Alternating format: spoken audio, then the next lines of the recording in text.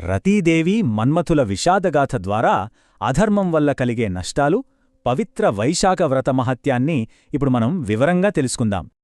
అసలు రతీదేవి అంతటి అంతులేని దుఃఖాన్ని ఎందుకు అనుభవించాల్సొచ్చింది? ఆసక్తికరమైన ఈ పౌరాణిక రహస్యాన్ని ఒకసారి పరిశీలిద్దాం. శివుని మూడవ కన్ను తెరుచుకోగానే క్షణాల్లో మన్మథుడు భస్మమయ్యాడు. ఆ ఘోరం చూసి రతీదేవి అక్కడికక్కడే కుప్పకూలిపోయింది. భర్త మరణాన్ని తట్టుకోలేని రతీదేవి తీవ్రమైన దుఃఖంతో అతనితో పాటే సతీసహగమనం చెయ్యాలని చాలా కఠినమైన నిర్ణయం తీసుకుంది. వసంతుడు ఎంతగా బతిమాలినా ఆమె వినలేదు. గంగాస్నానం ముగించి ప్రాణత్యాగం చేయడానికి నదీతీరంలో చితినిగూడా సిద్ధం చేసేసుకుంది. సరిగ్గా ఆ సమయంలోనే ఒక అద్భుతం జరిగింది. మన్మథుడు మళ్లీ ప్రద్యుమ్నుడిగా పుడతాడని చెబుతూ ఒక ఆకాశవాణి ఆమెను ఆపేసింది. వెంటనే దేవతలు అక్కడికి చేరుకుని మన్మథుడు ఇకపై అనంగుడుగా కేవలం ఆమెకు మాత్రమే కనిపిస్తాడని ఒక వరమిచ్చారు.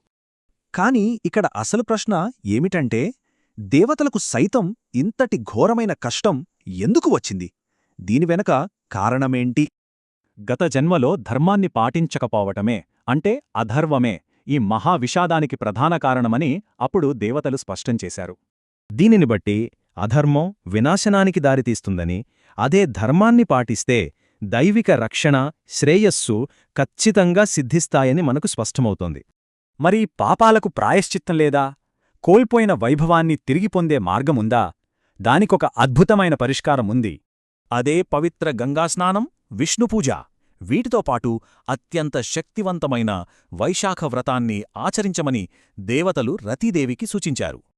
ఈ వైశాఖ వ్రతం సామాన్యమైనది కాదు.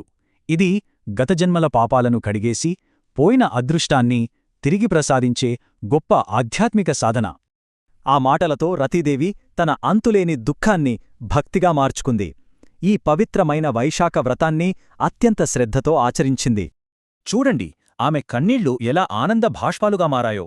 నిజమైన భక్తి, ఆ వ్రత మహిమ ఆమె విషాద రాతను పూర్తిగా మార్చేశాయి. ఫలితంగా అనంగుడైన మన్మథుడు మళ్లీ ఆమెకు మాత్రమే కనిపించడం మొదలైంది. వైశాఖవ్రతం యొక్క అద్భుత శక్తికి ఇదే ప్రత్యక్ష నిదర్శనం. ఇక్కడ మనం గమనిస్తే అధర్మం వినాశనాన్ని తెచ్చింది. కాని నిజమైన భక్తి, వ్రతాచరణ ఆమె కోల్పోయిన భర్తను తిరిగి తీసుకొచ్చాయి. నిజమైన భక్తి, ధర్మాచరణలు శాశ్వతంగా కోల్పోయామనుకున్న వాటిని కూడా తిరిగి తీసుకురాగలవా? ఈ అద్భుతమైన కథ మనల్ని ఇదే లోతైన ఆలోచనలో పడేస్తుంది.